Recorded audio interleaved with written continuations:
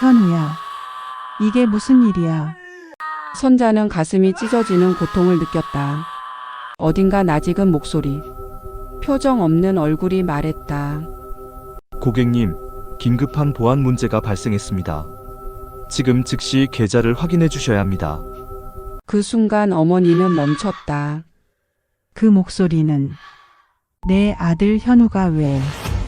금융 전화 사기를 한단 말인가. 현우야, 어머니가 오열한다. 한 청년이 목소리를 빼앗겼고 어머니는 그 목소리를 되찾기 위해 목숨을 걸었습니다. 누군가는 단지 취업을 원했을 뿐이었습니다. 누군가는 그 간절함을 이용했고 누군가는 그 목소리를 끝내 되찾았습니다. 하지만 아직도 누군가는 돌아오지 못했습니다.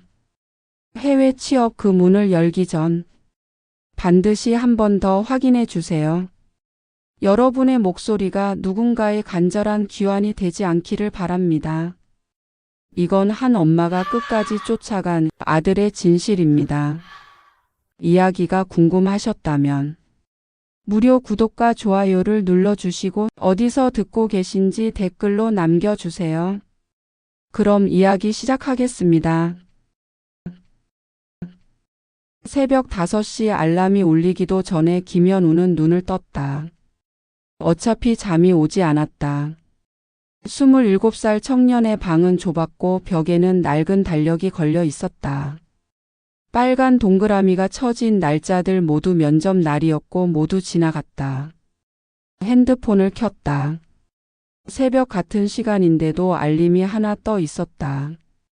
지원 결과 귀하의 서류 전형 결과를 알려드립니다. 손가락이 떨렸다. 12번째 지원이었다. 이번엔 다를 거라고 경영학 전공의 학점도 나쁘지 않다고 스스로를 다독였었다. 하지만 이메일을 열자마자 보이는 문장은 언제나 똑같았다. 불합격. 현우는 핸드폰을 침대 옆에 던졌다. 무기력이 온몸을 감쌌다. 창밖은 아직 어두웠다. 6시엔 배달 아르바이트를 나가야 한다. 하루 12시간을 오토바이에 매달려 번 돈은 고작 120만 원. 아버지 병원비에 생활비를 빼면 남는 게 없었다. 거실에서 어머니 이선자가 움직이는 소리가 들렸다. 마트 야간 근무를 마치고 돌아온 지 2시간밖에 안 됐는데 벌써 아버지 아침 식사를 준비하고 있었다. 현우는 이불을 뒤집었었다. 차라리 어머니 얼굴을 보지 않는 게 나았다. 또 실패했다는 말을 입 밖에 꺼낼 자신이 없었다. 현우야 일어났어. 문틈 사이로 어머니의 목소리가 들렸다. 따뜻했지만 그 따뜻함이 더 견디기 힘들었다. 네, 엄마. 아침 먹고 가. 아니요, 배달 가봐야 해요. 거짓말이었다. 출근 시간은 아직 30분이나 남았다. 하지만 방에 갇혀 있는 게 더 나았다. 현우는 침대에 앉아 무릎을 껴안았다. 서울은 기회가 없고 지방은 자리가 없다. 누가 했던 말인지 기억나지 않지만 지금의 자신을 정확히 설명하는 문장이었다. 대학 다닐 때만 해도 이렇게까지 막막하진 않았다. 졸업하면 뭐든 할 수 있을 거라고 믿었다. 하지만 현실은 달랐다. 이력서는 읽히지 않았고 면접 기회조차 주어지지 않았다. 시간을 때우기 위해 핸드폰을 다시 집어들었다. SNS를 무심코 스크롤하던 중 눈에 띄는 광고 하나가 떠올랐다. 해외 IT 기업 한국인 채용. 월 500만 원, 세후 450만 원 보장. 숙식 100% 제공. 경력 무관 전공 우대. 즉시 출국 가능자 우대. 지원 면접 확정. 현우는 광고를 멍하니 바라봤다. 너무 좋은 조건이었다. 아니, 너무 좋아서 이상했다. 이런 게 진짜일 리 없어. 손가락이 화면 위에서 머뭇거렸다. 하지만 뭔가가 그를 멈추게 했다. 월 500만 원. 그 돈이면 아버지 병원비를 낼 수 있다. 어머니가 야간 근무를 그만둘 수 있다. 1년만 버티면 집안 빚을 정리할 수 있다. 현우는 광고를 저장했다. 나중에 다시 보자. 하지만 마음 한구석에선 이미 결정이 내려지고 있었다. 오후 배달을 마치고 돌아온 현우는 다시 그 광고를 열었다. 댓글창을 확인했다. 저 여기 지원하고 합격했어요. 진짜 대박 회사. 월급 제때 나오고 숙소도 깨끗해요. 흐흐. 고민하지 말고 지원하세요. 후기들이 줄줄이 달려 있었다. 현우는 심호흡을 했다. 그리고 지원 버튼을 눌렀다. 다음 날 오전 연락이 왔다. 김현우님 합격을 축하드립니다. 출국 일정 조율을 위해 통화 가능할까요? 너무 빨랐다. 서류 제출한 지 하루밖에 안 됐는데 벌써 합격? 의심이 들었지만 동시에 희망도 생겼다. 전화를 받았다. 네, 김현우입니다. 안녕하세요. 저희 HR팀 김 과장입니다. 현우님 프로필 보니까 딱 저희가 찾던 인재시더라고요. 경영학 전공의 나이도 적당하시고 상대방 목소리는 밝고 친절했다. 출국은 언제쯤 가능하세요? 빠를수록 좋은데. 저 그게 어디로 가는 건가요? 해외 지사입니다. 요즘 완전 핫한 곳이에요. 저희 회사도 한국 기업이고 안전하니까 걱정 마세요. 해외 지사라고요? 현우는 잠시 망설였다. 하지만 선택지가 있는가?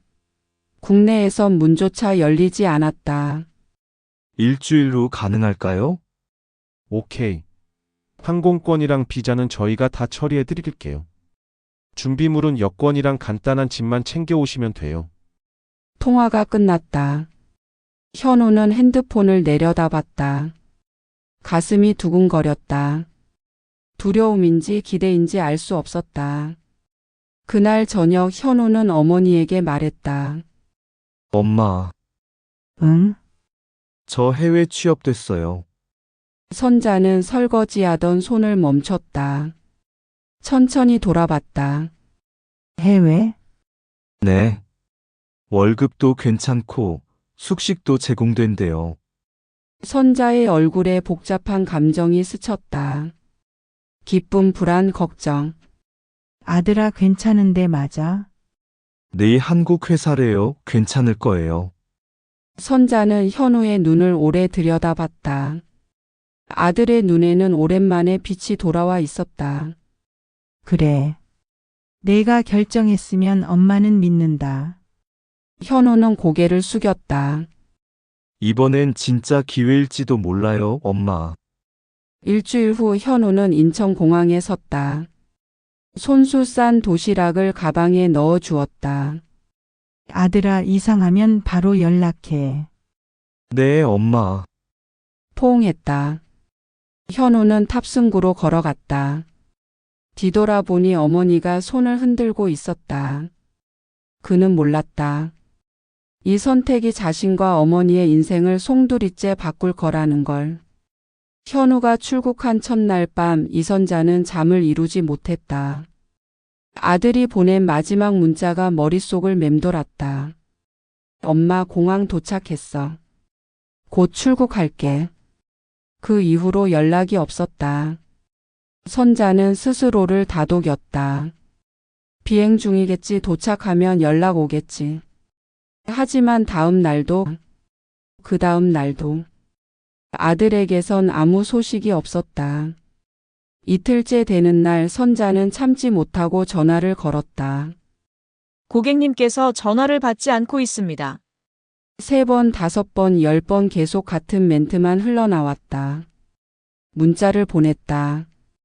아들아 엄마야 잘 도착했어. 연락 줘. 읽음 표시조차 뜨지 않았다. 사흘째 선자는 마트 일을 하면서도 계속 핸드폰을 확인했다. 손님이 계산을 기다려도 물건을 포장하면서도 시선은 핸드폰 화면에 고정되어 있었다. 동료가 물었다. 선자씨 무슨 일 있어요? 아들이 해외로 취업했는데 연락이 안 돼서. 요즘 젊은 애들 바쁘잖아요. 적응하느라 그럴 거예요. 선자는 고개를 끄덕였지만 가슴속 불안은 점점 커져만 갔다. 현우는 그런 아이가 아니었다. 아무리 바빠도 하루에 한 번은 꼭 연락하는 아들이었다. 나흘째 되는 날 새벽 선자는 악몽을 꾸고 깼다. 아들이 어둠 속에서 자신을 부르는 꿈이었다. 식은땀이 등을 적셨다. 핸드폰을 집어 들려는 순간 화면이 켜졌다. 영상통화 요청. 현우. 선자의 손이 떨렸다. 황급히 통화 버튼을 눌렀다. 아들아, 화면에 현우의 얼굴이 떠올랐다. 하지만 뭔가 이상했다. 아들은 무표정했고 눈에 생기가 없었다. 배경은 어두웠고 무언가 창살 같은 게 희미하게 보였다. 엄마, 목소리는 분명 현우였다. 하지만 말투가 달랐다. 평소 아들은 엄마라고 밝게 불렀는데 지금은 마치 대본을 읽는 것처럼 딱딱했다. 아들아, 괜찮아? 왜 연락 안 했어? 엄마가 얼마나 걱정했는데. 여기 괜찮아요. 현우는 선자의 질문에 대답하지 않았다. 그저 준비된 말을 내뱉는 것 같았다. 회사도 좋고 사람들도 괜찮아요. 아들아, 근데 너 표정이 왜 그래? 어디 아파? 아니에요. 걱정 마세요. 선자는 화면을 자세히 들여다봤다. 아들의 눈동자가 계속 옆을 힐끗거렸다. 마치 누군가를 의식하는 것처럼. 그리고 배경에 보이는 그것은 분명 철창이었다. 현우야, 거기 어디야? 배경이 왜 그래? 엄마, 그냥 사무실이에요. 사무실에 철창이 왜 있어? 현우의 표정이 굳었다. 잠시 침묵이 흘렀다. 그리고 화면 너머에서 누군가의 목소리가 들렸다. 알아듣기 힘든 외국어였다. 엄마, 이래야 돼서 끊을게요. 잠깐. 현우야. 하지만 영상은 갑자기 끊겼다. 선자는 멍하니 검은 화면을 바라봤다. 손은 여전히 떨리고 있었다. 뭔가 잘못됐다. 아들의 목소리는 분명했다. 얼굴도 현우가 맞았다 하지만 그 눈빛, 그 말투, 그 분위기는 아들이 아니었다. 27년을 함께 살아온 어머니의 본능이 비명을 질렀다. 저건 내 아들이 아니야. 선자는 다시 전화를 걸었다. 하지만 이번엔 연결조차 되지 않았다. 문자를 보냈다. 아들아, 엄마야, 무슨 일 있으면 꼭 말해. 엄마가 도와줄게. 하지만 답은 오지 않았다.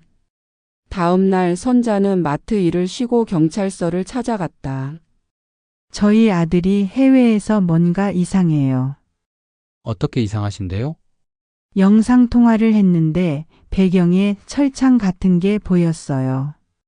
그리고 말투도 이상하고. 젊은 경찰관은 난감한 표정을 지었다. 어머님, 영상 통화를 하셨다는 건 아드님이 살아계시고 연락도 되신다는 거잖아요. 혹시 적응 기간이라 그런 거 아닐까요? 아니에요. 제가 27년을 키운 애인데 제가 알아요. 뭔가 잘못됐어요. 그래도 해외 사건은 저희 관할이 아니라서요. 외교부에 문의하시는 게 선자는 더 이상 말하지 않았다. 경찰도 외교부도 움직이지 않을 것 같았다. 아들이 살아있다는 이유만으로. 집으로 돌아오는 길 선자는 핸드폰을 꺼내 현우의 사진을 들여다봤다. 대학 졸업식 날 찍은 사진이었다. 환하게 웃고 있는 아들. 그 미소가 이제는 너무 멀게 느껴졌다. 아들아, 무슨 일이야? 엄마한테 말해줘. 그날 밤 선자는 잠들지 못하고 아들 방에 들어갔다. 책상 위엔 아들이 쓰던 노트북이 놓여 있었고 비밀번호는 어머니 생일이었다.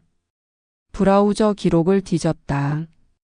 SNS 광고 채용 공고 그리고 수상한 텔레그램 대화창. 출국 전 영상 인증 한 번만 더 부탁드려요. 네, 알겠습니다. 선자는 그 문장을 멍하니 바라봤다. 영상 인증. 왜? 그리고 깨달았다. 목소리. 그들은 아들의 목소리를 녹음한 것이다. 선자의 손이 떨렸고 노트북 화면이 흐려졌다. 눈물이 뺨을 타고 흘렀다. 아들아, 어머니는 그날 밤 결심했다. 아들을 찾아야 한다. 직접. 비행기가 착륙했을 때 현우는 설렘보다 불안이 앞섰다. 공항 밖으로 나오자 김현우라고 적힌 피켓을 든 남자가 기다리고 있었다. 현우 씨죠? 반갑습니다. 저 회사에서 나왔어요. 남자는 30대 후반으로 보였고 친절한 미소를 지었다. 하지만 그 미소는 눈까지 닿지 않았다. 네, 안녕하세요. 짐 이것밖에 없어요. 가볍게 오셨네. 차 이쪽입니다. 검은색 밴이 공항 앞에 대기하고 있었다. 문을 열자 안에는 이미 2명의 남자가 앉아 있었다. 둘 다 현우를 무표정하게 쳐다봤다. 같이 가는 분들인가요? 네, 회사 직원들이에요. 차 타세요. 현우가 차에 타자마자 분위기가 달라졌다. 친절하던 남자의 목소리가 차갑게 식었다. 여권이랑 핸드폰 좀 주세요. 네. 왜요? 회사 규정이에요. 보안 때문에 나중에 돌려드릴게요. 현우는 망설였다. 하지만 양옆에 앉은 남자들의 시선이 날카로웠다. 거부할 수 있는 분위기가 아니었다. 알겠습니다. 여권과 핸드폰을 건네자 남자는 그것들을 가방에 넣고 지퍼를 잠갔다. 차가 출발했다. 창밖으로 낯선 도시 풍경이 스쳐 지나갔고 현우는 점점 불안해졌다. 저기 회사까지 얼마나 걸려요? 조금만 가면 돼요. 하지만 차는 도심을 벗어나 외곽으로 향했다. 건물들이 사라지고 황량한 들판이 펼쳐졌다. 현우는 뒷목이 서늘해졌다. 여기 회사 맞나요? 곧 도착합니다. 1시간을 더 달린 끝에 차는 외딴 건물 앞에 멈췄다. 3층짜리 낡은 콘크리트 건물 창문엔 철창이 가득했다. 내리세요. 현우가 차에서 내리자 두 남자가 양쪽에서 그의 팔을 잡았다. 잠깐, 뭐 하시는 거예요? 조용히 해. 안 다치게 해줄 테니까. 건물 안으로 끌려 들어갔다. 복도는 어두웠고 키키한 냄새가 났다. 계단을 내려가자 지하로 이어졌다. 철문이 열리고 현우는 안으로 밀려 들어갔다. 넓은 공간 마치 지하 벙커 같았다. 형광등 불빛 아래 수십 개의 책상이 빽빽하게 놓여 있었다. 그리고 그 책상마다 사람들이 앉아 헤드셋을 끼고 전화를 하고 있었다. 네, 고객님 지금 바로 송금하셔야 합니다. 경찰청입니다. 명의도용 사건으로. 모두 한국말이었다. 현우는 등골이 오싹해졌다. 여기가 뭐 하는 곳이에요? 한 40대 정도로 보이는 남자가 담배를 물고 현우를 위아래로 흘어봤다. 신입이구나. 이름이 뭐야? 김현우입니다. 저 IT 회사 지원했는데. 남자가 비웃었다. IT? 여긴 IT 회사 아니야. 여긴 콜센터지. 콜센터요? 금융전화 사기 들어봤지? 너도 이제 우리 팀이야. 현우는 한 걸음 뒤로 물러섰다. 저는 안 하겠습니다. 돌아가겠어요. 남자가 현우의 멱살을 잡았다. 얼굴이 바짝 다가왔다. 돌아가? 어떻게? 여권도 없고 핸드폰도 없는데? 돌려주세요. 제 거 돌려주시라고요. 닥쳐. 뺨을 맞았다. 현우는 바닥에 쓰러졌다. 입안에서 피맛이 났다. 여기서 나갈 방법은 두 가지야. 목소리로 돈 벌어서 빚 갚든가. 남자가 담배를 끄며 차갑게 말했다. 싫으면 몸으로 벌든가. 현우는 떨리는 손으로 바닥을 짚었다. 주변을 둘러봤다. 책상에 앉은 사람들은 모두 고개를 숙인 채 전화만 했다. 아무도 현우를 쳐다보지 않았다. 일어나 자리 안내해 줄게. 태준이라는 이름표를 단 남자가 현우를 일으켰다. 20대 후반으로 보이는 그는 현우를 구석 책상으로 데려갔다. 여기 앉아서 스크립트 외워. 내일부터 전화 돌릴 거야. 책상 위엔 두꺼운 종이 뭉치가 놓여 있었다. 은행원 4층 스크립트, 경찰청 4층 스크립트, 검찰청 4층 스크립트. 현우의 손이 떨렸다. 이게 현실인가 꿈인가? 외우는 게 힘들면 그냥 읽기만 해도 돼. 목소리만 좋으면 돼. 태주는 무표정하게 말하고 돌아섰다. 현우는 그 자리에 주저앉았다. 눈물이 났다. 엄마 미안해요. 그날 밤 현우는 20명의 한국인과 함께 좁은 방에 갇혔다. 모두 지쳐 있었고 아무도 말하지 않았다. 어둠 속에서 누군가 흐느끼는 소리만 들렸다. 현우는 천장을 바라봤다. 여기서 나갈 수 있을까? 하지만 답은 없었다. 현우가 스크립트를 읽고 있을 때 옆 책상에 남자가 작게 속삭였다. 신입이지? 현우는 고개를 들었다. 30대 초반으로 보이는 남자였다. 얼굴엔 피로가 가득했고 눈 밑엔 다크서클이 짙었다. 네, 저 오늘 시 크게 말하지 마. 들키면 맞아. 남자는 주변을 살피며 말을 이었다. 여기 얼마나 있었어요? 나? 석 달. 석 달이요. 그럼 나갈 수 있어요? 남자는 쓴 웃음을 지었다. 나가? 여기서 나간 사람 한 명도 못 봤어. 현우의 등에 식은땀이 흘렀다. 왜요? 돈 벌면 보내준다고. 거짓말이야. 처음엔 한 달이면 빚 갚고 나갈 수 있다고 했어. 근데 매일 벌금이 추가돼 밥값, 숙박비, 관리비 뭐든지 이유를 만들어서 빚을 늘려. 그럼 경찰은요? 신고하면. 남자가 고개를 저었다. 여기 경찰도 한패야. 한 번 도망친 애 있었어. 이틀 만에 잡혀왔는데 그 애를 경찰이 직접 데려왔어. 현우는 말문이 막혔다. 그때 관리자가 다가왔다. 담배 냄새가 진동했다. 떠들지 말고 일이나 해. 남자는 재빨리 고개를 숙이고 헤드셋을 썼다. 현우도 스크립트를 다시 들여다봤다. 손이 떨렸다. 저녁 좁은 방에 갇힌 20명의 한국인들 사이에 침묵이 흘렀다. 모두 지쳐 있었다. 누군가 조용히 울었고 누군가는 벽을 응시했다. 현우는 구석에 앉아 무릎을 껴안았다. 옆에 앉은 청년이 말을 걸었다. 형 어떻게 여기 왔어? SNS 광고 봤어. 해외 취업. 나도 IT 회사 채용 공고 봤어. 월 500만 원 숙식 제공. 청년이 허탈하게 웃었다. 처음엔 진짜 기회인 줄 알았어요. 현우는 고개를 끄덕였다. 근데 왜 하필 한국인만 노리는 거야? 청년이 작게 말했다. 관리자한테 들었어. 한국인이 제일 좋대. 왜? 가족이 돈 보내줄 확률이 높고 한국말 잘 통해서. 현우는 숨이 막혔다.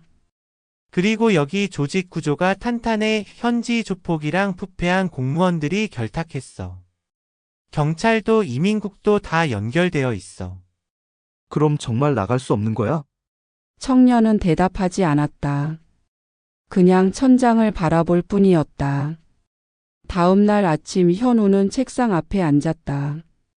헤드셋을 쓰라는 지시가 떨어졌다.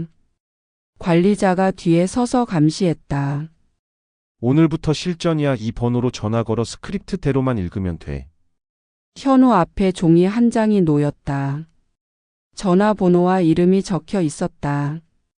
박영숙 65세 대상자야. 시작해. 현우는 떨리는 손으로 수화기를 들었다. 번호를 눌렀다. 신호음이 울렸다.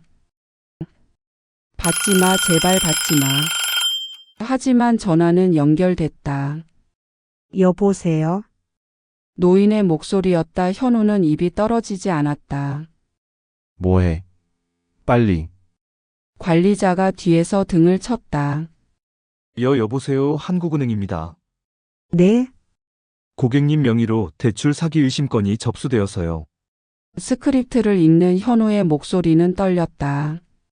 노인은 당황한 듯 물었다. 대출이요? 전 대출 안 받았는데요. 그래서 확인차 전화드렸습니다. 혹시 본인 확인을 위해 현우는 눈을 감았다. 이건 아니다. 이건 범죄다. 잠깐만요. 제가 경찰에. 끊지 마세요. 지금 바로 확인하셔야. 관리자가 뒤에서 속삭였다. 잘하고 있어 계속해. 현우는 스크립트를 계속 읽었다. 자신의 목소리가 낯설게 들렸다. 이게 정말 나인가? 통화가 끝나자 관리자가 어깨를 두드렸다. 괜찮네. 목소리 좋아. 계속 이렇게만 해. 현우는 헤드셋을 벗었다. 손이 떨렸다. 메스꺼움이 올라왔다. 그날 저녁 현우는 화장실에 숨어 울었다. 거울 속 자신의 얼굴이 낯설었다. 엄마 미안해요. 하지만 어머니는 이 사실을 모른다. 어머니는 아들이 좋은 회사에 취직해서 잘 지내고 있다고 믿는다. 현우는 주먹으로 벽을 쳤다. 여기서 나가야 해 반드시. 하지만 방법이 없었다. 여권도 없고 핸드폰도 없고 도움을 청할 곳도 없었다. 밤이 깊어갔다. 지하 벙커 같은 공간에서 형광등만 깜빡였다. 책상마다 한국인들이 헤드셋을 끼고 전화를 했다. 네, 고객님 계좌가 위험합니다. 검찰청입니다. 송금 확인 부탁드립니다. 목소리들이 겹쳐졌다. 모두 떨리는 목소리로 죄책감을 품은 채 다른 누군가를 속이고 있었다. 현우는 스크립트를 내려다봤다. 이것이 바로 검은 연결고리였다. 절망이 절망을 낳고 피해자가 가해자가 되는 끝없는 고리. 이선자는 경찰서 민원실 앞에 서 있었다. 손에는 현우가 받았던 채용 공고를 출력한 종이와 영상통화 캡처 화면이 들려 있었다. 저희 아들이 해외에서 이상한 곳에 갇혀 있는 것 같아요. 담당 형사는 서류를 대충 훑어봤다. 어머님, 영상통화도 하셨다면서요? 그럼 살아계신 거잖아요. 그게 아니라 배경에 철창이 보였고 말투도 이상했어요. 혹시 적응 기간이라 그런 거 아닐까요? 아니에요. 제가 27년을 키운 애인데 제가 알아요. 선자의 목소리가 높아졌다. 주변 사람들이 쳐다봤다. 형사가 난처한 표정을 지었다. 어머님 진정하세요. 근데 여기는 국내 사건만 다뤄요. 해외는 외교부 소관이에요. 외교부요? 네, 외교부에 문의하시면. 선자는 그 길로 외교부로 향했다. 오후 늦게 도착한 민원실은 사람들로 붐볐다. 번호표를 뽑고 2시간을 기다렸다. 49번 고객님. 선자가 창구로 다가갔다. 젊은 직원이 무표정하게 물었다. 무슨 일로 오셨어요? 제 아들이 동남아에 취업했는데 이상한 곳에 갇힌 것 같아요. 어느 나라인데요? 정확히는 모르겠는데 동남아 쪽이래요. 나라를 모르시면 저희도 확인이 어려운데요. 직원이 한숨을 쉬었다. 그리고 영상통화가 된다는 건 생존해 계신다는 거잖아요. 일단 지켜보시는 게. 지켜보라고요? 제 아들이 위험한데? 저희가 할 수 있는 건 현지 대사관에 연락하는 거예요. 근데 명확한 위치나 증거가 있어야. 그럼 어떻게 해요? 선자의 목소리가 떨렸다. 직원은 매뉴얼대로 답했다. 일단 기다리세요. 아드님이 다시 연락하면 자세한 위치 파악하시고. 기다리라고요. 선자는 더 이상 말하지 않았다. 돌아서서 외교부를 나왔다. 거리엔 사람들이 분주하게 오갔다. 선자는 그 자리에 멈춰 섰다. 하늘을 올려다봤다. 구름이 빠르게 흘러갔다. 기다리라고. 모두가 같은 말만 했다. 경찰도 외교부도 모두 기다리라고만 했다. 하지만 선자는 알았다. 기다리면 안 된다는 것을. 버스를 타고 집으로 돌아오는 길 선자는 핸드폰을 꺼냈다. 인터넷에 검색했다. 동남아 취업 사기. 수많은 기사가 쏟아졌다. 한국인 20대 청년 동남아 범죄 조직의 납치. 금융 전화 사기단의 강제 동원. 피해자 가족 정부는 손 놓고 있다. 선자의 손이 떨렸다. 스크롤을 내렸다. 댓글창엔 가족들의 절규가 가득했다. 저희 아들도 연락 끊겼어요. 경찰 신고했지만 아무 소용 없었어요. 직접 가서 데려왔어요. 기다리지 마세요. 마지막 댓글에 선자는 손을 멈췄다. 직접 가서 데려왔어요. 집에 도착했다. 남편이 거실에서 휠체어에 앉아 TV를 보고 있었다. 여보, 어디 갔다 와? 선자는 남편 앞에 무릎을 꿇고 앉았다 손을 잡았다. 여보, 내가 현우 데려올게. 뭐? 현우가 이상한데 갇혀 있어. 내가 직접 가서 데려와야겠어. 남편의 얼굴이 굳었다. 무슨 소리야? 당신이 어떻게? 다른 방법이 없어. 경찰도 외교부도 안 도와줘. 그래도 당신 혼자 어떻게? 선자는 남편의 손을 꽉 쥐었다. 여보, 나 혼자라도 가야 해. 내가 데려와야지. 다른 사람은 우리 아들 목소리를 모르니까. 남편의 눈에 눈물이 고였다. 선자야. 괜찮아, 곧 돌아올게. 당신은 여기서 기다려줘. 그날 밤 선자는 통장을 정리했다. 비상금으로 모아둔 돈과 퇴직금 일부를 찾았다. 1,000만 원 남짓한 돈이었다. 책상 앞에 앉아 메모를 적었다. 항공권 구매, 현지 교민 연락처 찾기, 범죄단지 위치 확인. 손이 떨렸다. 하지만 멈출 수 없었다. 다음 날 새벽 선자는 마트 사장에게 전화했다. 사장님, 죄송하지만 급한 일이 생겨서 당분간 쉬어야 할 것 같아요. 갑자기요? 무슨 일인데? 아들이. 목이 메었다. 아들 일로 해외 좀 다녀와야 해요. 그래요. 알겠어요. 조심히 다녀오세요.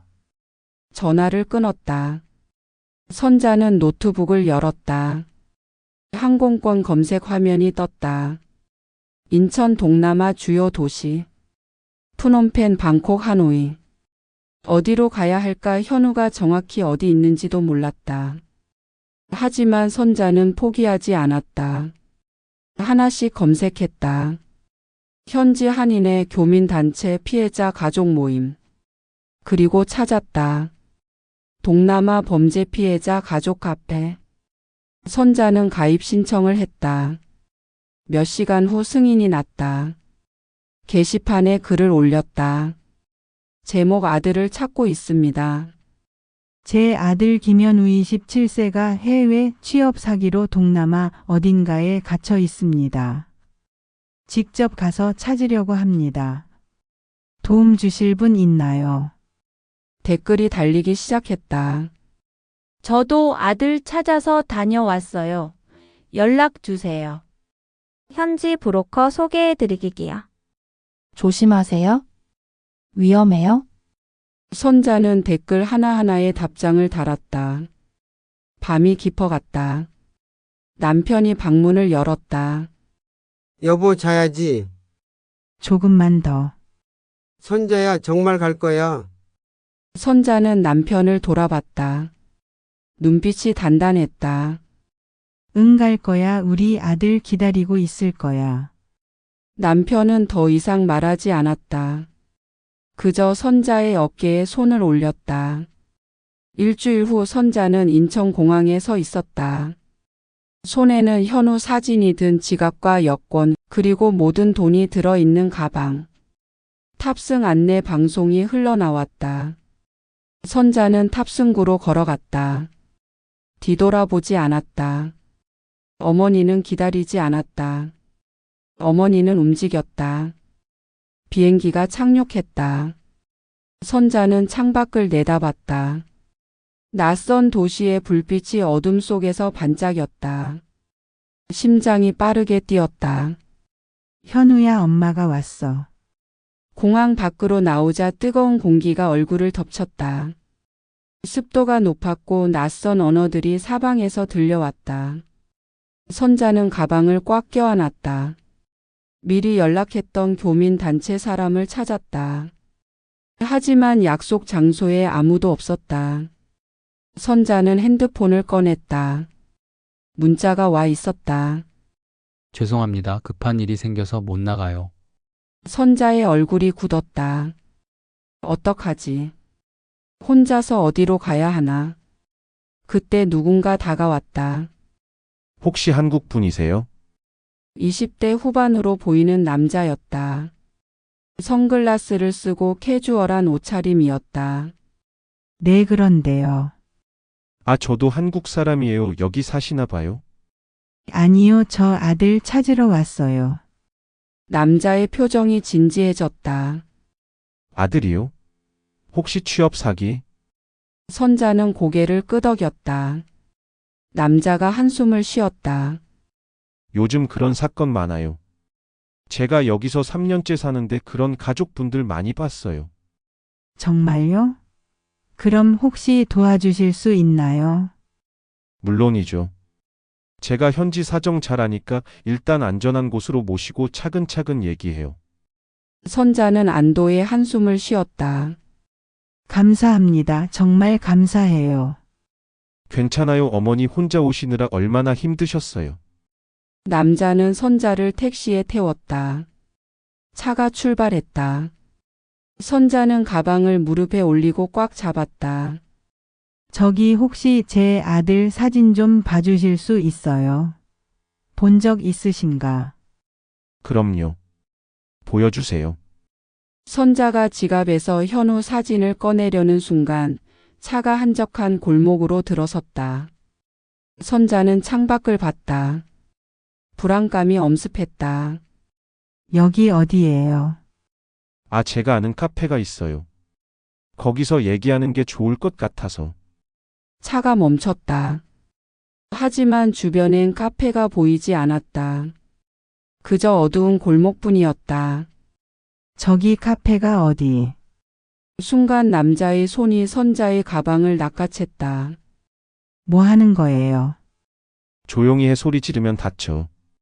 선자는 가방을 놓지 않았다. 남자가 강하게 잡아당겼다. 가방 끈이 끊어졌다. 안 돼. 돌려줘요. 선자가 남자의 팔을 붙잡았다. 하지만 남자는 선자를 밀쳤다. 선자는 차 밖으로 넘어졌다. 아스팔트에 손바닥이 쓸렸다. 여권이랑 돈 고맙게 쓸게요. 차 문이 닫혔다. 택시가 빠르게 사라졌다. 선자는 바닥에 주저앉았다. 손바닥에서 피가 흘렀다. 가방이 없었다. 여권도 돈도 현우 사진도 모두 없었다. 아, 신음이 새어나왔다. 주변은 어두웠고 아무도 없었다. 선자는 떨리는 손으로 호주머니를 뒤졌다. 핸드폰만 남아 있었다. 어떡하지? 눈물이 쏟아졌다. 하지만 울고 있을 수만은 없었다. 선자는 일어섰다. 비틀거리며 큰 길로 나왔다. 거리엔 오토바이와 차들이 쌩쌩 지나갔다. 간판들은 모두 알 수 없는 문자였다. 선자는 지나가는 사람들에게 손짓했다. 실례합니다. 저 한국 사람인데. 하지만 아무도 멈추지 않았다. 모두 그냥 지나쳤다. 선자는 계속 걸었다. 어디로 가는지도 모른 채 그저 앞으로만 걸었다. 다리가 후들거렸다. 배가 고팠고 목이 말랐다. 몇 시간을 헤맨 끝에 한인 민박이라고 적힌 간판을 발견했다. 선자는 급히 달려갔다. 문을 두드렸다. 여기 사람 있어요. 도와주세요. 문이 열렸다. 50대 여성이 나왔다. 누구세요? 저 한국에서 왔는데 도둑을 당했어요. 돈도 여권도 다 없어요. 여성이 선자를 위아래로 훑어봤다. 경찰 신고는 하셨어요? 어떻게 해야 하는지 몰라서. 일단 들어오세요. 선자는 안으로 들어갔다. 여성이 물 한 잔을 건넸다. 선자는 벌컥벌컥 마셨다. 여기서 뭐 하러 오신 거예요? 제 아들이 여기서 실종됐어요. 찾으러 왔어요. 여성의 표정이 어두워졌다. 취업 사기요? 네, 여기 그런 피해자 가족 많이 와요. 근데 혼자 오시면 위험해요. 알아요. 근데 어쩔 수 없었어요. 여성이 한숨을 쉬었다. 일단 오늘 밤은 여기서 자요. 내일 대사관 가서 여권 재발급 받으세요. 감사합니다. 정말 감사해요. 선자는 고개를 숙였다. 그날 밤 선자는 좁은 방에 누웠다. 천장을 바라봤다. 눈물이 흘렀다. 현우야, 엄마가 이렇게까지 왔는데. 핸드폰을 켰다. 남편에게 문자를 보냈다. 여보, 나 잘 도착했어. 걱정 마. 거짓말이었다. 하지만 남편을 걱정시키고 싶지 않았다. 다음 날 아침 선자는 민박집 주인에게 물었다. 혹시 여기서 범죄 조직 있는 곳 아세요? 왜요? 제 아들이 거기 있을 것 같아서요. 주인이 고개를 저었다. 그런 곳 함부로 가시면 안 돼요. 위험해요. 그래도 가야 해요. 어머니 정신 차리세요. 여권도 돈도 없는데 어떻게 가요? 선자는 입술을 깨물었다. 맞는 말이었다. 지금 당장은 아무것도 할 수 없었다. 대사관에 가야 했다. 여권을 다시 만들어야 했다. 돈도 다시 마련해야 했다. 하지만 시간이 없었다. 현우는 지금도 그곳에서 고통받고 있을 것이다. 선자는 창밖을 내다봤다. 낯선 도시가 펼쳐져 있었다. 어딘가에 현우가 있었다.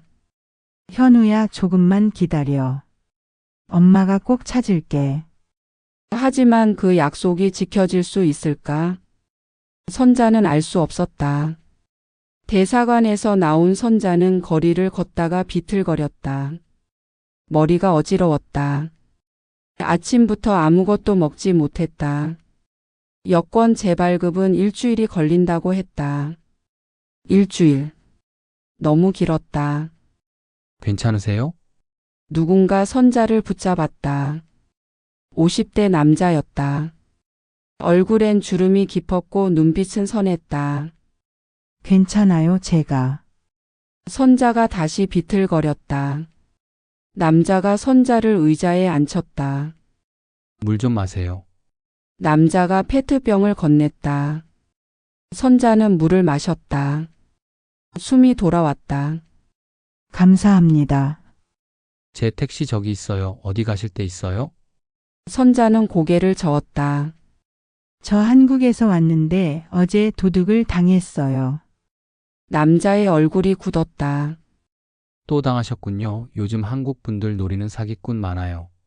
내 여권이랑 돈 다 빼앗겼어요. 남자가 한숨을 쉬었다. 저도 한국 사람이에요. 박영배라고 해요. 여기서 택시 운전한 지 10년 됐어요. 저는 이선자예요. 무슨 일로 여기까지 오셨어요? 선자의 목소리가 떨렸다. 제 아들이 여기서 실종됐어요. 찾으러 왔어요. 영배의 표정이 심각해졌다. 취업 사기요? 네. 한 달 전에 연락 끊겼어요. 나이가 어떻게 되세요? 27이요. 김현우라고. 영배는 잠시 생각에 잠겼다. 여기 그런 애들 많아요. 범죄 조직에 끌려가서 전화 사기하게 만들어요. 알아요. 그래서 제가 직접 온 거예요. 영배가 선자를 바라봤다. 어머니의 눈빛엔 결기가 서려 있었다. 어머니 여기선 경찰도 믿지 마세요. 경찰 중에 조직이랑 연결된 사람 많아요. 그럼 어떻게 해요? 대신 제가 도와드릴게요. 선자의 눈이 커졌다. 정말요? 네, 저도 딸 있어요. 만약 제 딸이 그런 일 당하면 누가 도와줬으면 좋겠어요. 선자의 눈에 눈물이 고였다. 감사합니다. 정말 감사해요. 영배는 선자를 택시에 태웠다. 시동을 걸었다. 일단 제가 아는 교민식당 가요. 밥 먹고 얘기해요. 식당에서 밥을 먹으며 영배가 말했다. 저 공장단지 주변 자주 다녀요. 거기서 수상한 차량 몇 번 봤어요. 수상한 차량이요? 검은 밴이요. 창문에 틴팅 찍게 하고 밤늦게 사람들 태우고 다녀요. 한 번은 그 차에서 한국말 들었어요. 선자의 심장이 뛰었다. 한국말이요? 네. 젊은 남자 목소리였어요. 살려달라고 하는 것 같았어요. 선자는 수저를 놓았다. 그게 언제예요? 한 달쯤 전이요. 한 달 전. 그때 우리 현우가 연락 끊겼어요. 영배가 고개를 끄덕였다. 그럼 그쪽일 가능성 높아요. 오늘 밤에 같이 가볼까요? 지금 당장 가요. 안 돼요. 낮엔 사람들 많아요. 밤에 가야 안전해요. 선자는 참았다. 하루만 더 기다리면 됐다. 밤 11시 영배의 택시가 공장 단지 외곽으로 들어섰다. 헤드라이트를 끄고 천천히 움직였다. 저기 봐요. 영배가 손가락으로 가리켰다. 어둠 속에 3층짜리 건물이 보였다.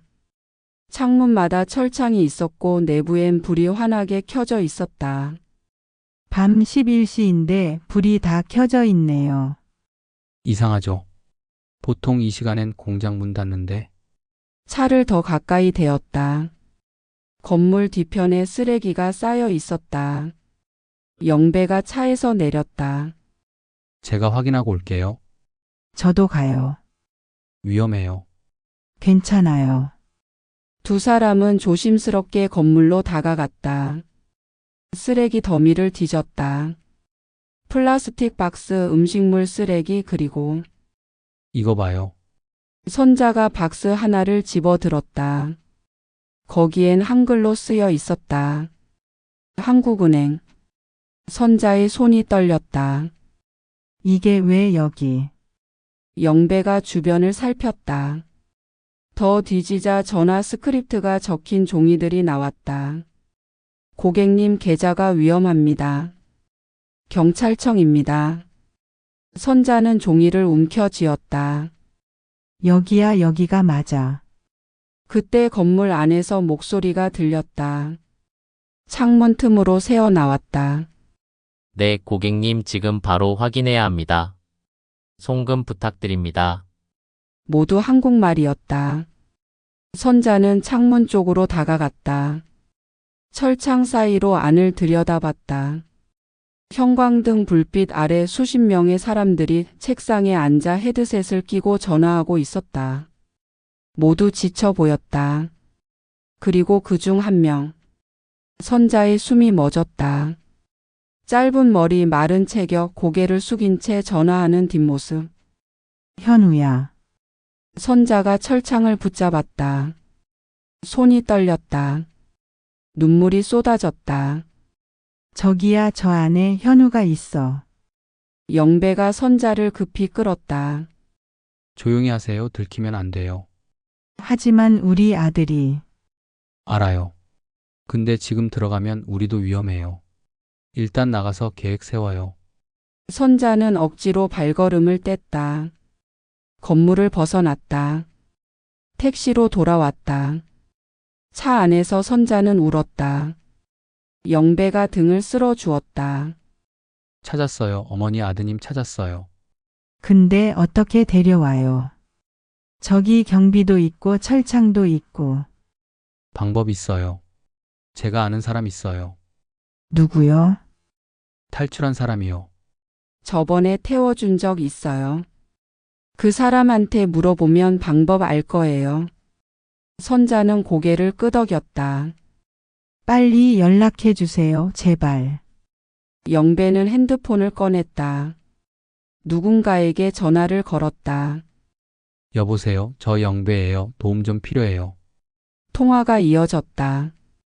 선자는 창밖을 바라봤다. 저 멀리 건물에 불빛이 보였다. 현우야, 조금만 기다려. 엄마가 꼭 데리고 갈게. 하지만 시간이 얼마나 남았을까? 선자는 알 수 없었다. 다음 날 아침 영배는 선자를 한국 대사관으로 데려갔다. 영사는 선자의 이야기를 듣고 표정이 굳었다. 어머니 위치를 확인하셨다는 거죠? 네, 제 눈으로 봤어요. 철창 건물이요, 거기 수십 명이 갇혀 있었어요. 영사가 동료와 눈빛을 교환했다. 잠깐만 기다려주세요. 영사는 밖으로 나갔다. 10분 후 다른 사람들과 함께 돌아왔다. 정장 차림의 남자와 NGO 조끼를 입은 여성이었다. 저는 외교부 파견 김 과장입니다. 이분은 현지에서 피해자 구조 활동하는 NGO 대표 최 선생님이고요. 선자가 일어나 인사했다. 제발 우리 아들 좀 구해주세요. 김 과장이 노트북을 열었다. 일단 정확한 위치 좀 알려주시겠어요? 영배가 핸드폰을 꺼냈다. 제가 어젯밤 GPS 찍어뒀어요. 여기요. 지도 위에 빨간 점이 찍혀 있었다. 김 과장이 화면을 확대했다. 여긴 공장지대 외곽이네요. 우리가 의심하던 곳 중 하나예요. 최 선생님이 말했다. 여기 작년에도 신고 들어왔던 곳이에요. 근데 현지 경찰이 급습했을 때 아무도 없었어요. 어떡해요? 미리 정보가 샜거든요. 조직이 사람들 다 다른 곳으로 옮겼어요. 선자의 얼굴이 창백해졌다. 그럼 또 그렇게 되는 거예요. 김 과장이 고개를 저었다. 이번엔 다릅니다. 우리가 직접 현지 경찰청장이랑 연결했어요. 신뢰할 수 있는 팀만 투입하기로 했어요. 언제 들어가요? 서둘러야 해요. 조직이 눈치채기 전에. 최 선생님이 선자를 바라봤다.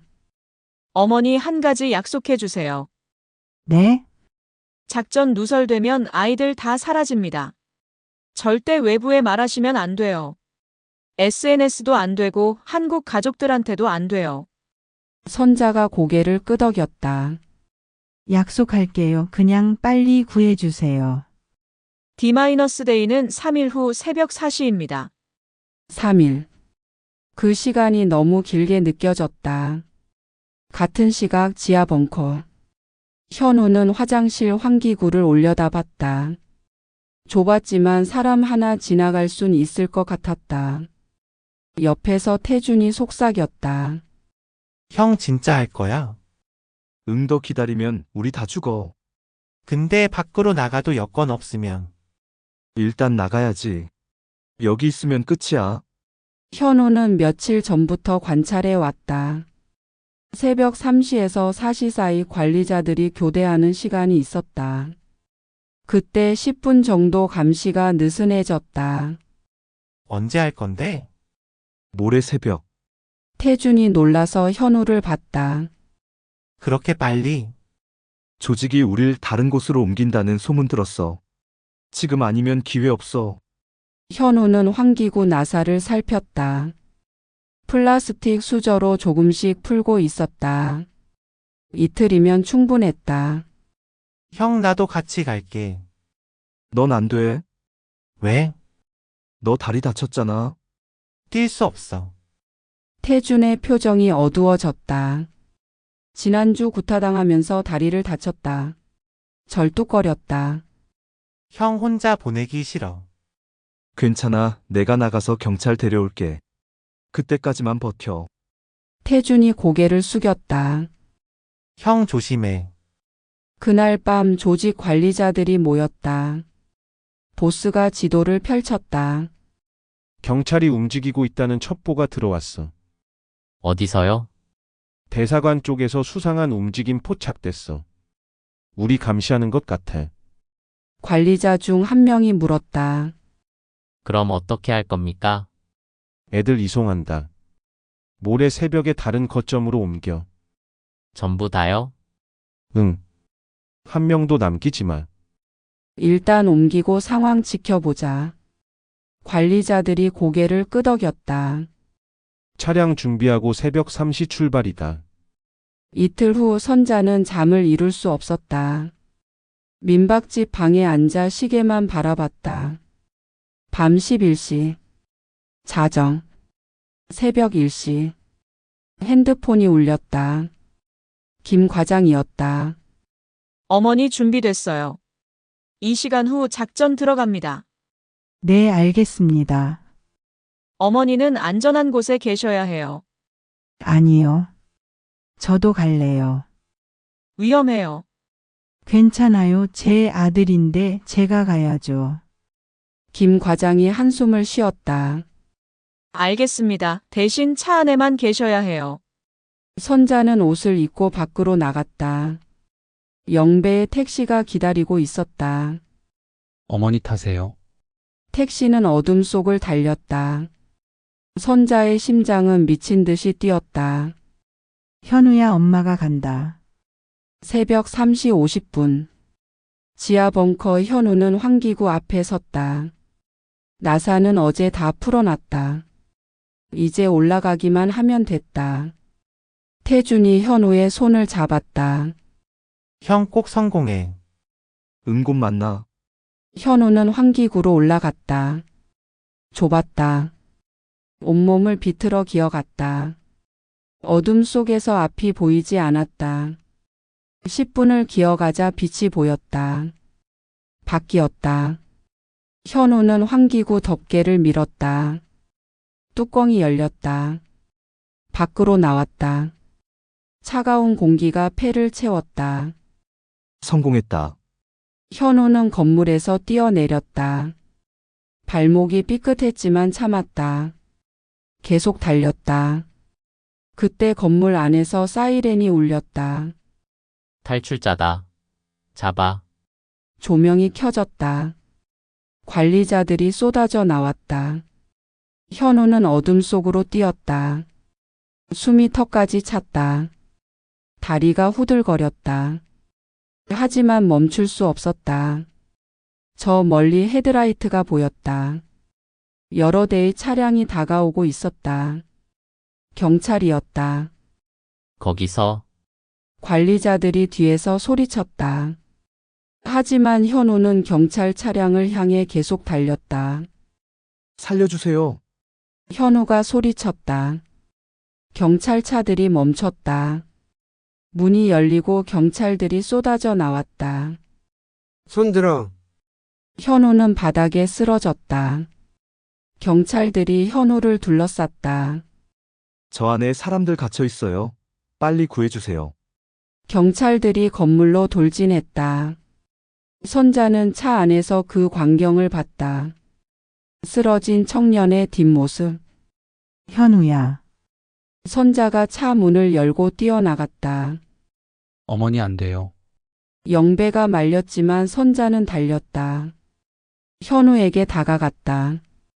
무릎을 꿇고 현우를 안았다. 현우야. 엄마야. 현우가 고개를 들었다. 눈물 범벅인 얼굴로 어머니를 봤다. 엄마. 목소리가 떨렸다. 진짜 목소리였다. 엄마가 왔어. 이제 괜찮아.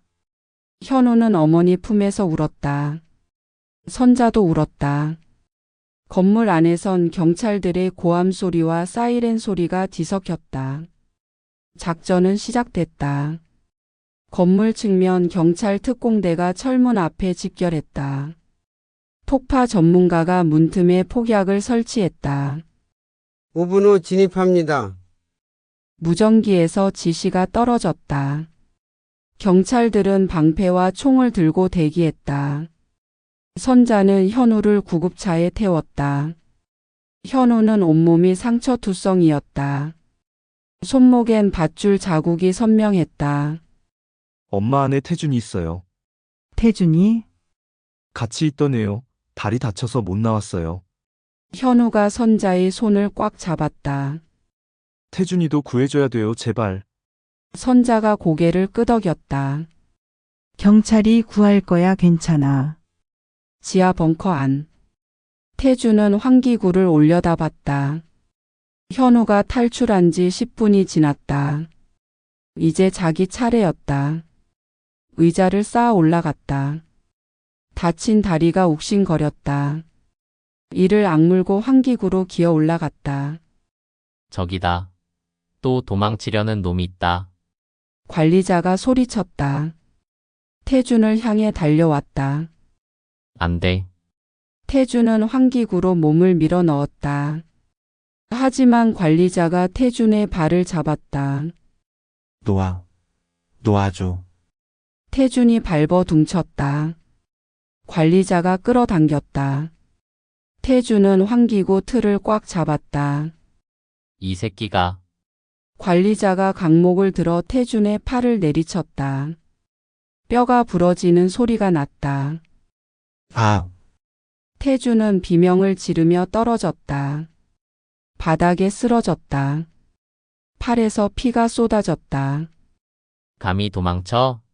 죽고 싶어? 관리자가 다시 강목을 들었다. 건물 밖. 폭파 전문가가 무전기에 대고 말했다. 카운트다운 시작합니다. 3, 특공대원들이 자세를 낮췄다. 2, 방패를 앞세웠다. 1. 엄청난 폭발음과 함께 철문이 날아갔다. 연기가 피어올랐다. 돌입. 특공대원들이 건물 안으로 쏟아져 들어갔다. 헤드라이트가 어둠을 가르며 지하로 향했다. 손들어. 다 엎드려. 조직원들이 총을 꺼냈다. 총성이 울렸다. 탕, 탕탕. 특공대원들이 방패로 막았다. 연막탄이 터졌다. 하얀 연기가 공간을 가득 채웠다. 으악. 도망쳐. 조직원들이 뿔뿔이 흩어졌다. 특공대원들이 한 명씩 제압했다. 바닥에 엎드려. 움직이지 마. 지하 벙커 안 갇혀 있던 사람들이 비명을 질렀다. 누구는 울었고 누구는 책상 밑으로 숨었다. 경찰이다. 진정하세요. 구조하러 왔습니다. 특공대원들이 소리쳤다. 사람들이 조금씩 고개를 들었다. 정말 경찰이에요. 네, 이제 안전합니다. 밖으로 나가세요. 사람들이 하나 둘씩 일어났다. 비틀거리며 출구로 향했다. 한 특공대원이 구석에 쓰러진 청년을 발견했다. 여기 부상자 있습니다. 태준이었다. 팔에서 피가 계속 흘렀다. 얼굴은 창백했다. 의무팀, 빨리. 구급대원들이 달려왔다. 태준을 들것에 옮겼다. 태준이 희미하게 눈을 떴다. 현우는 친구 말하는 거예요. 먼저 탈출했어요. 안전해요. 태준의 입꼬리가 살짝 올라갔다. 다행이다. 지금 병원 갈 거예요. 조금만 버텨요. 들것이 움직였다. 계단을 올라 밖으로 나왔다. 새벽 공기가 얼굴을 스쳤다. 구급차가 대기하고 있었다. 태준을 실었다. 선자가 구급차 옆에 서 있었다. 태준이에요. 구급대원이 고개를 끄덕였다. 네. 팔 골절이랑 출혈이 심해요. 빨리 가야 해요. 선자가 태준의 손을 잡았다. 애야, 괜찮아. 이제 안전해. 태준이 선자를 봤다. 눈물이 흘렀다. 누구세요? 나 현우 엄마야. 태준의 눈에서 눈물이 쏟아졌다. 현우 엄마. 응. 현우가 너 얘기했어. 걱정 마. 이제 다 끝났어. 선자는 태준의 손을 꽉 쥐었다. 구급차 문이 닫혔다. 사이렌이 울리며 출발했다. 건물 앞은 아수라장이었다. 조직원 20명이 수갑찬 채 경찰차에 실렸다. 보스도 그중 하나였다. 나라고. 보스가 발버둥쳤지만 소용없었다. 경찰들이 강제로 태웠다. 피해자들이 줄지어 나왔다. 30명 넘게 구조됐다. 모두 비틀거렸다. 얼굴엔 멍이 가득했다. NGO 직원들이 담요를 덮어주고 물을 나눠줬다. 괜찮아요. 이제 안전해요. 누군가 무릎을 꿇고 울었다. 집에 갈 수 있어요? 진짜 집에 가요? 네, 곧 한국으로 보내드릴게요. 현우는 구급차 안에서 그 광경을 봤다. 동료들이 구조되는 모습, 보스가 잡혀가는 모습. 엄마 끝났어요. 선자가 현우를 끌어안았다. 응, 이제 끝났어. 동이 트기 시작했다. 하늘이 붉게 물들었다. 긴 밤이 지나가고 있었다. 구급차는 병원으로 향했다. 사이렌 소리가 새벽을 가르며 울려 퍼졌다. 현우는 창밖을 바라봤다. 해가 떠오르고 있었다. 이제 진짜 끝이구나. 눈물이 흘렀다. 하지만 이번엔 슬픔이 아니었다. 안도였다. 선자는 아들의 등을 쓰다듬었다. 다 괜찮아, 엄마가 여기 있어. 현우는 어머니 품에 기댔다. 진짜 어머니의 목소리였다. 진짜 어머니의 온기였다. 그리고 이제 진짜 자유였다. 병원 응급실은 혼란스러웠다. 구조된 사람들이 줄지어 실려 들어왔다. 의료진이 분주하게 움직였다. 선자는 복도에 서서 명단을 확인했다. 손가락으로 이름들을 하나씩 짚어 내려갔다. 김현우 마이너스 골절 타박상, 이태준 마이너스 8골절 과다출혈, 박민수 마이너스 뇌진탕. 선자의 손가락이 태준의 이름에서 멈췄다. 현우가 말했던 그 친구, 옆에서 함께 버텼던 그 아이. 간호사님, 이태준이라는 환자 어디 있어요? 3층 정형외과 병동이요. 선자는 계단을 올라갔다. 숨이 가빠졌지만 멈추지 않았다. 3층 복도를 달렸다. 302호. 문 앞에 한 여자가 서 있었다. 50대 중반 낡은 가방을 어깨에 맨 여자. 얼굴엔 눈물 자국이 선명했다. 두 사람의 눈이 마주쳤다. 혹시 태준이 어머니세요? 여자가 고개를 끄덕였다. 네, 저는 이소영이라고 해요. 전 이선자예요. 현우 엄마. 소영의 눈이 커졌다. 현우요? 우리 태준이 말하던 그 현우? 네, 우리 아들이 태준이 말 많이 했어요. 두 어머니는 서로를 바라봤다. 같은 고통을 겪은 사람만이 아는 눈빛이었다. 선자가 소영의 손을 잡았다. 들어가 봐요. 문을 열었다. 침대에 태준이 누워 있었다. 팔엔 깁스가 감겨 있었고 링거가 꽂혀 있었다. 눈을 감고 있었다. 소영이 침대로 다가갔다. 떨리는 손으로 태준의 손을 잡았다. 태준아. 태준의 눈꺼풀이 떨렸다. 천천히 눈을 떴다. 초점 없는 눈동자가 엄마를 향했다. 엄마. 목소리가 갈라졌다. 소영은 참았던 눈물을 쏟아냈다. 엄마 여기 있어. 이제 괜찮아. 엄마. 미안해요. 제가 잘못했어요. 아니야, 내 잘못 아니야. 태준도 울기 시작했다. 소영이 태준을 조심스럽게 끌어안았다. 다시는 안 보낼 줄 알았어. 다시는. 엄마. 나 진짜 무서웠어요. 알아, 엄마도 무서웠어. 두 사람은 한참을 울었다. 선자는 뒤에서 그 모습을 지켜봤다. 눈물이 또 흘렀다. 태준이 고개를 들어 선자를 봤다. 현우 엄마. 응, 태준아. 현우는요? 병실에 있어 괜찮아. 태준이 안도의 한숨을 쉬었다. 다행이다, 형 덕분에 살았어요. 선자가 침대 옆으로 다가갔다. 아니야, 너희 둘 다 잘 버텨준 거야. 태준이 선자의 손을 잡았다. 고맙습니다. 엄마 혼자 오셨다면서요. 선자가 고개를 끄덕였다. 우리 아들 찾으러 왔지. 대단하세요. 엄마면 다 그래. 선자가 소영을 바라봤다. 소영도 고개를 끄덕였다. 맞아. 엄마면 다 그렇게 하는 거야. 병원 밖. 경찰차가 줄지어 서 있었다. 조직원들이 한 명씩 호송됐다. 보스는 수갑찬 채 기자들의 카메라 플래시 세례를 받았다.